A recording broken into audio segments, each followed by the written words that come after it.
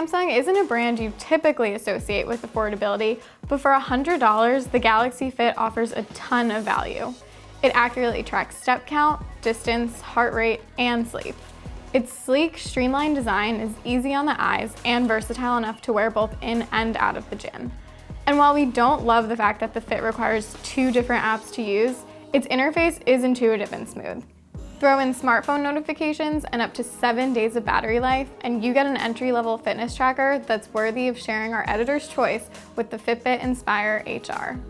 There's no denying that the Galaxy Fit bears a strong resemblance to Samsung's Gear Fit 2 Pro, but in a more compact form factor. Its aluminum case is a little bulky for my small wrists, but it still manages to look unobtrusive and elegant. It's also super lightweight and comfortable to wear throughout the day.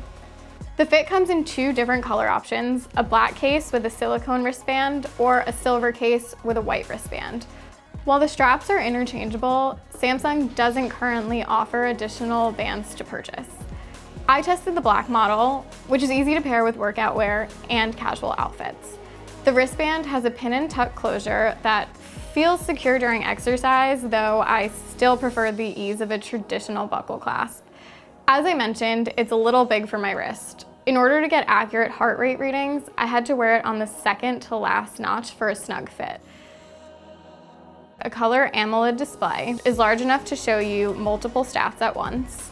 Content looks vibrant and colors really pop against the black background.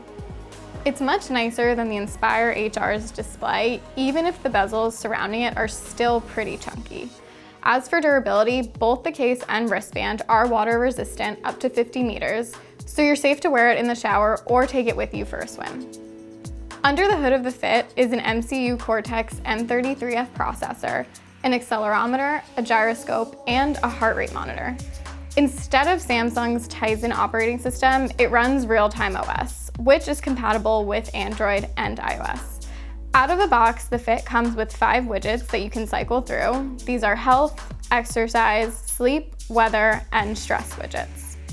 The stress widget includes a meter that reads your stress levels throughout the day and shows your average levels, though I didn't find it too accurate in testing. There were moments when I definitely felt stressed and the meter remained stagnant. The Fit is also fully customizable with the ability to add or remove widgets depending on your preferences. It's important to note that the Galaxy Fit requires 2 apps, the dedicated Galaxy Fit app and the Samsung Health app.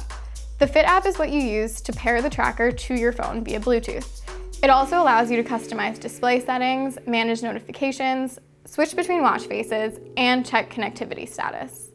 Unfortunately, having 2 apps makes for a more cumbersome experience than Fitbit offers.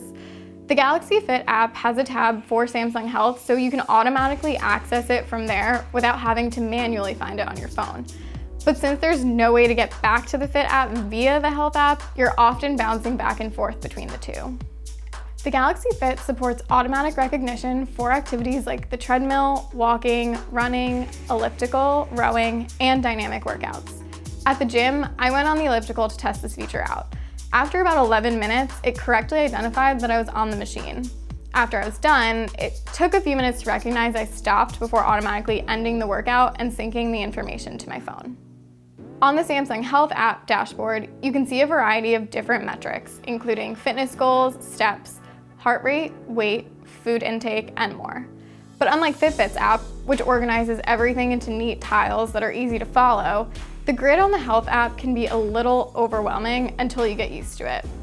As for battery life, Samsung says the Galaxy Fit's 120 mAh battery lasts up to 7 days depending on usage. After using it for 24 hours to track my steps and heart rate during the day, a 2-hour workout, and my sleep throughout the night, I was at about 78%. The Galaxy Fit delivered solid, consistent results in my testing. Check out these comparison stats.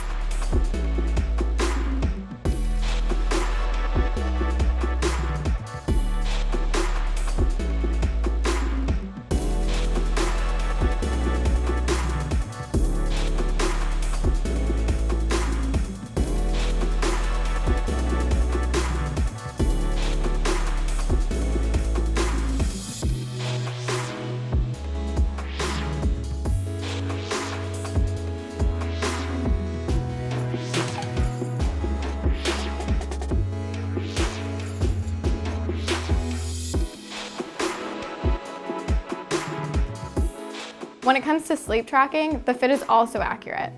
To compare results, I wore it to bed alongside the Fitbit Inspire HR. The Fit logged 4 hours and 39 minutes, while the Inspire HR logged 4 hours and 38 minutes. It also correctly identified when I fell asleep and woke up. Using the app, I could see a graph of my sleep stages and at what points I was in REM, light, and deep sleep. The Samsung Galaxy Fit is a terrific entry-level fitness tracker. It's a worthy alternative to the Fitbit Inspire HR, particularly if you plan to do most of your tracking on the device itself. The Inspire HR still remains a better choice for more data-centric users, as it tracks your heart rate zones during workouts and also calculates your cardio fitness score using VO2 max. Both are excellent options for the price and equally worthy of being called our editor's choice.